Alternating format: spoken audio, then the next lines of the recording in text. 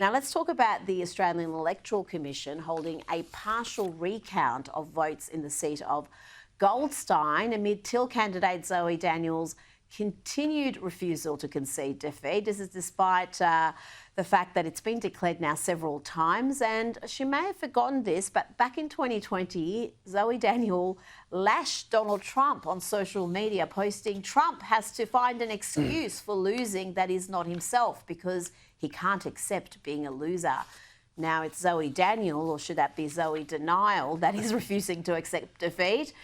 Is she a threat to democracy? Do you feel like you can't sleep at night with this sort of threat? Look, it is very funny when the shoe's on the other foot. And that was a very good find of yours. I think you found that in her Twitter feed, didn't you? Oh no, some other person on X found it. I've just used it. But look, I mean, she's, it is embarrassing for her. I mean, I think the footage of her claiming victory will be one of the funniest sets of footage, I think, in Australian political history.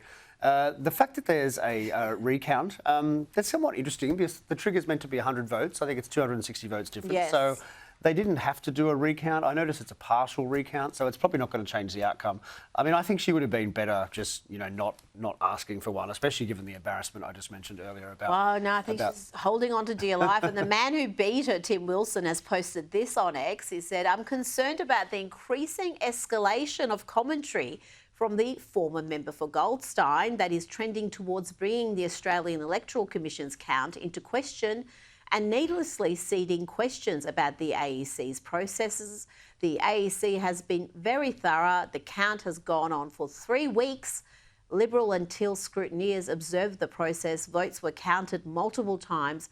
Our margin hasn't dropped below 100 once in a majority, and our 260 margin nearly doubles an imaginary 140 or auto recount threshold." So that's very interesting, isn't it? So at 3 weeks, I mean, that is a long time. It is. Well, that's a whole other issue. We should have known the results by now, many days ago, I would say. Now, we've got more details of the Liberal Party's disastrous election campaign. A senior Liberal source has told the Australian newspaper that internal polling by Freshwater Strategy was extremely inaccurate and gave the campaign flawed information throughout the election. The polling was a huge problem. It was way out. If we had known the truth, we would have changed course overnight. Well, Adam, if they just watched Sky News, we've been telling them all year, and certainly throughout the election campaign, that they were absolutely stuffing it up. They were going to lose. They were going to lose comfortably because this was just the most lacklustre nothing campaign and opposition has mounted, well, in my lifetime. Yeah, look, I mean, I'd probably have a slightly different view. I mean, of course, in hindsight, we're all geniuses now. But I know it wasn't hindsight. I said it throughout the election campaign. Okay. No. But me and others, I thought it would be closer than it was, and I guess I was misled by the polling. And everyone's beating up on Freshwater, and I get that. It's kind of funny, but it was all the polling was kind of wrong. I mean, it wasn't just them. It was all hugely out. I mean, it was kind of the pollsters 2016 moment, if you like, in relation to the US when they all got it completely wrong, except the error didn't go to the right, it went to the left. So, look, let's hope they improve their polling for next time, especially for the Liberal Party, so that they're not kind of operating blind. Yes. And it was an interesting piece by Greg Sheridan over the weekend in The Australian about the country being divided, misgoverned and in retreat. He wrote, "Australia is a nation in decline across every indicator you can imagine: economy, living standards, social cohesion, crime, health, military capability, the creativity and virtuosity of the arts. We're in serious decline." Is it really that grim, Adam? Look, I think it is. I share his pessimism, and in fact, I wrote a similar column a few weeks earlier in The Australian. Look, I think on all those dimensions, but let's just look at the economic. We did have the biggest fall of living standards in the OECD over the last 3 years, which is extremely embarrassing.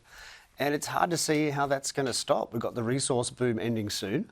The Chinese economy is going to start to shrink, and yet no one is talking about this. I mean, how are we going to pay our way in the world? We've been relying on iron ore to do it for the last 10 or so years.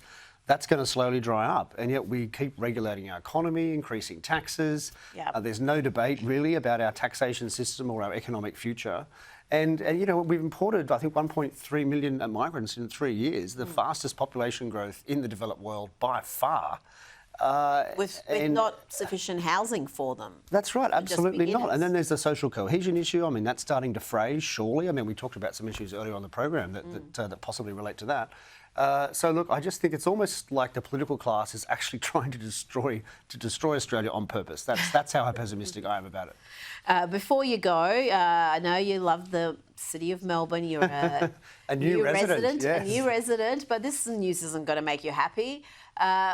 More than $800,000 of the COVID relief fund was redirected by the City of Melbourne. This money was supposed to help revitalise the CBD, but instead it's gone to creating 40-kilometre zones in East Melbourne and North Melbourne.